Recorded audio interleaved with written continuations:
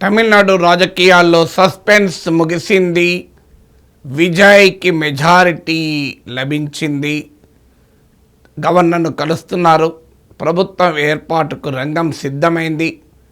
So అవసరమైన 117 సభ్యుల మద్దతు, 118 మంది సభ్యుల మద్దతు సాధ్యమైంది.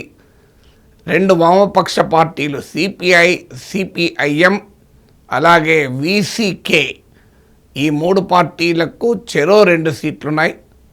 వీరు టీవీకేకు మద్దతు ఇవ్వటానికి నిర్ణయం తీసుకున్నారు. ఈ కాంగ్రెస్ పార్టీకి 5 సభ్యులు ఉన్నారు. దీనితో విజయ్ సంఖ్య 119కి పెరిగింది. అయితే విజయ్ 2 సీట్ల నుంచి పోటీ చేశారు కనుక 118 అవుతుంది, 118 అవుతుంది. విజయ్ ఒక సీటుకు రాజీనామా చేయడం వల్ల టోటల్ అసెంబ్లీ స్ట్రెంత్ 233కి పడిపోతుంది. సో దాంతో 117 వస్తే సరిపోతుంది. సో విజయ్కి 118 సభ్యుల మద్దతు లభించింది. సో దీంతో గవర్నర్కి చాయిస్ లేదు. ఇప్పటిదాకా గవర్నర్ ఆడిన నాటకం ఇక ఆడలేడు. స్పష్టమైన మెజారిటీ విజయ్కి రావడంతో అనివార్యంగా తమిళనాడు రాష్ట్ర నూతన ముఖ్యమంత్రిగా విజయ్ అనే నేను తమిళనాడు రాష్ట్ర ముఖ్యమంత్రిగా అంటూ ప్రమాణ స్వీకారం చేయడమే ఖాయమైపోయింది. సో ఈ మొత్తం ప్రాసెస్లో విజయ్ని ముఖ్యమంత్రిగా ప్రమాణ స్వీకారం నిరాకరించి గవర్నర్ రాజ్యాంగ ప్రహసనానికి పాల్పడ్డాడు. గవర్నర్ చర్య మరోసారి భారత ప్రజాస్వామిక సాంప్రదాయాలకు ఒక మరకలాగా మారింది. 1 సీటు మాత్రమే వచ్చిన BJP governor Goa Bharatiya Janata party నాయకుడైన, సో గోవా బీజేపీ నాయకుడు గవర్నర్గా ఉన్నాడు కనుక ఈ ఆపరేషన్ వెనకాల క్లియర్గా బీజేపీ ఉందని స్పష్టమైంది. అవసరమైతే తాను రంగంలో ఉండకుండా తన ప్రాక్సీ అయిన ఏడీఎంకేను డిఎంకేతో కలిపి ప్రభుత్వం ఏర్పాటు చేయడానికి కూడా బీజేపీ దర్శకత్వం వహించింది. చాలా వేగంగా పరిణామాలు సంభవించాయి. బీజేపీ రాష్ట్ర అధ్యక్షులు ప్రకటించారు, బీజేపీ ఎవరు ప్రభుత్వం ఏర్పాటు చేసినా అందులో భాగస్వామి కాదు అని. కారణం ఏంటంటే ఏడీఎంకే బీజేపీతో తెగతెంపులు చేసుకోకుంటే డిఎంకే కలవడం సాధ్యం కాదు, లేదు టీవీకేతో ఏడీఎంకే కలవడం కూడా సాధ్యం కాదు. అందువల్ల బీజేపీ వ్యూహాత్మకంగా పక్కకు జరిగి ఏడీఎంకే అటు డిఎంకేతోనో లేదా టీవీకేతోనో కలవడానికి ఫెసిలిటేట్ చేసింది. రిమోట్ కంట్రోల్ ద్వారా తమిళనాడులో ప్రభుత్వాన్ని శాసించవచ్చు అని బీజేపీ జాతీయ నాయకత్వం ఎత్తుగడలు వేసింది. కానీ చివరకు ఆ ఎత్తుగడలు పారకముందే గవర్నర్ కుట్రలు ఫలించక ఫైనల్గా వామపక్షాలు వీసీకే చాలా వేగంగా నిర్ణయం తీసుకున్నాయి. ఎందుకంటే మొదట్లో కాంగ్రెస్ పార్టీ వెంటనే నిర్ణయం తీసుకొని విజయ్కి మద్దతునిచ్చింది. కానీ కాంగ్రెస్ పార్టీ చాలా విమర్శలు ఎదుర్కొంది. ఇండియా కూటమి దెబ్బతిన్నది. డిఎంకే తీవ్రంగా కాంగ్రెస్పై దాడి చేసింది.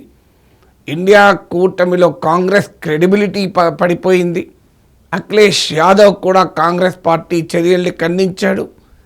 సడన్గా అప్పటిదాకా ఎన్నికల్లో డిఎంకేతో కలిసి పోటీ చేసి డిఎంకే మద్దతుతో గెలిచిన 5 ఎమ్మెల్యేలు ఎన్నికలైన వెంటనే కనీసం డిఎంకే నాయకత్వంతో సంప్రదించకుండా, కాస్త పరిణామాల కొరకు వెయిట్ చేయకుండా ఇమ్మీడియట్గా డిఎంకే అలియన్స్ నుంచి బయటికి వచ్చి టీవీకేకి మద్దతు ఇచ్చారు. కానీ వామపక్షాలు మొదటి నుంచి కాస్త కాషియస్ పాత్ర పోషించాయి. వామపక్షాలు ఏ స్టాండ్ తీసుకుంటే తన స్టాండ్ అదే అని వీసీకే ప్రకటించింది. వామపక్షాలు మేము డిఎంకేతో కలిసి పోటీ చేశాం, అందువల్ల డిఎంకే అలియన్స్లో మేము ఉన్నాము అని చెప్పారు. అదే సమయంలో విజయ్ని ప్రభుత్వం ఏర్పాటు చేయించాల్సిన బాధ్యత గవర్నర్పై ఉంది. గవర్నర్ చర్యలు రాజ్యాంగ విరుద్ధము, విజయ్ని ముఖ్యమంత్రి చేయాల్సిందే అని కూడా ప్రకటించాయి. సో దానితో ప్రాసెస్ మొదలైంది. చివరకు వామపక్షాల ముందు ఆప్షన్ ఏంటి?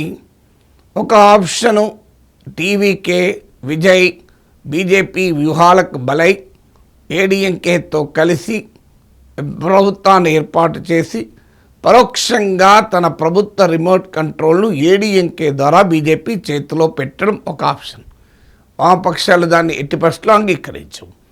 ఇక రెండవ ఆప్షన్ ఏంటి? డిఎంకే ఏడీఎంకేలు కలిసి బీజేపీ ఫార్మల్గా ఏడీఎంకేతో దూరమైనట్టు కనిపించి ఏడీఎంకే డిఎంకేల ద్వారా తమిళనాడులో ఇండైరెక్ట్గా తాను అధికారంలో ఉండడం. సో డిఎంకేనే ఏడీఎంకేతో కలవటానికి సిద్ధపడినప్పుడు లెఫ్ట్ డిఎంకేను వదిలేసి విజయ్తో కలవటానికి తప్పుపట్టే అవకాశమే లేదు. అందువల్ల వామపక్షాలు కాస్త ఓపిక పట్టడం వల్ల కాంగ్రెస్ పార్టీ ఎదుర్కొన్న క్రెడిబిలిటీ క్రైసిస్ను వామపక్షాలు ఎదుర్కోలేదు. అందుకంటే బీజేపీ ఆపరేషన్ స్పష్టమైంది. ఏడీఎంకేలు కలవటానికి సిద్ధపడిన ఒక విచిత్ర పరిస్థితి తమిళ ప్రజల ముందుకొచ్చింది. గవర్నర్ ఆడుతున్న రాజకీయ నాటకాలు ప్రజలకు అర్థమయ్యాయి.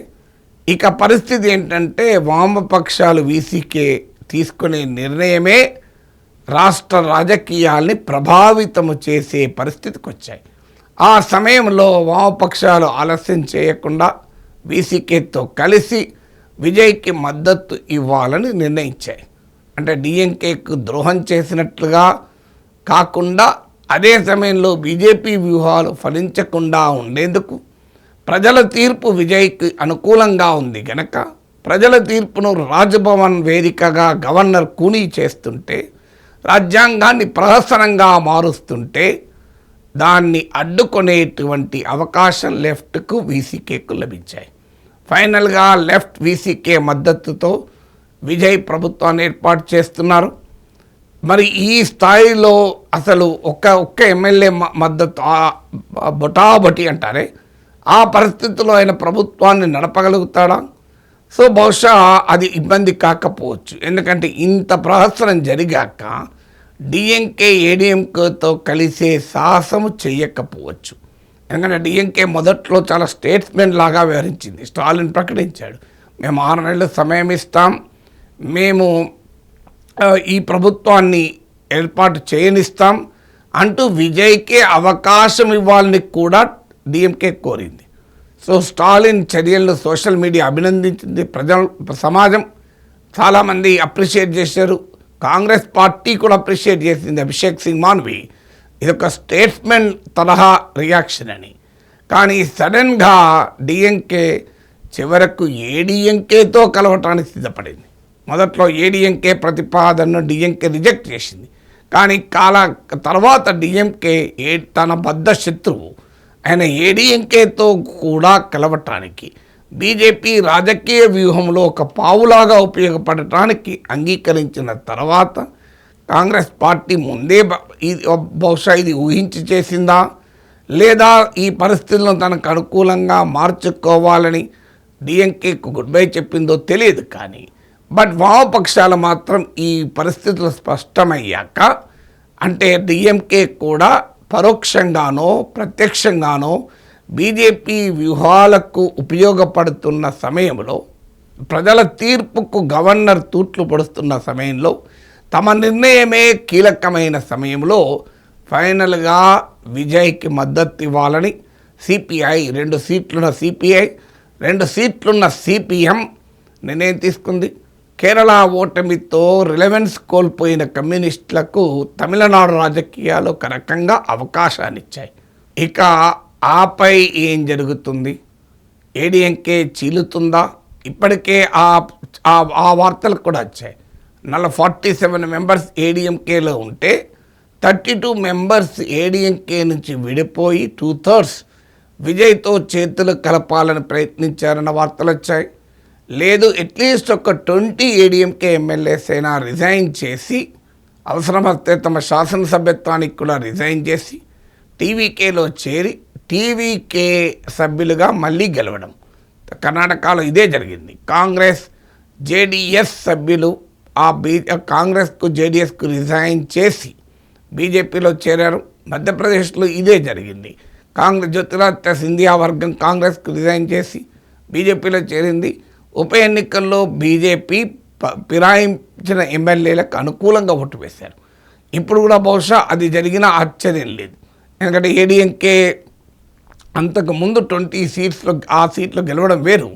ఇప్పుడు మారిన రాజకీయ పరిస్థితుల్లో విజయ్ ప్రభంజనం చూశాక, విజయ్ ముఖ్యమంత్రి అయ్యాక వచ్చే ఉప ఎన్నికలు వేరు. కొంతమంది ఓడిపోవచ్చు, కానీ ఎక్కువ మంది గెలిచే అవకాశం కొట్టిపారే కర్ణాటకలో, మధ్యప్రదేశ్లో జరిగినట్టుగా. అదే జరిగితే విజయ్కి మరింత మెజారిటీ పెరిగే అవకాశం కూడా ఉంది. ఫిరాయింపుదారులను తీసుకున్నట్టు కాకుండా ప్రజాస్వామిక రాజ్యాంగ పద్ధతిలో భాగంగా అనైతికంగా రాజకీయం అనైతికం అవుతుందంటే అది వేరే విషయం. రాజకీయాలన్నీ అనైతికమే, ఎవరు నైతికంగా ఉన్నట్టు కానీ. సో కనీసం ఆ మేరకైనా వాళ్ళు రిజైన్ చేసి మా పార్టీలో చేరారు, బై ఎలక్షన్లో గెలిచారు అని చెప్పుకోవటానికి అవకాశం ఉంటుంది. ఇప్పటికైతే విజయ్ ముఖ్యమంత్రిగా ప్రమాణ స్వీకారానికి రంగం సిద్ధమైంది.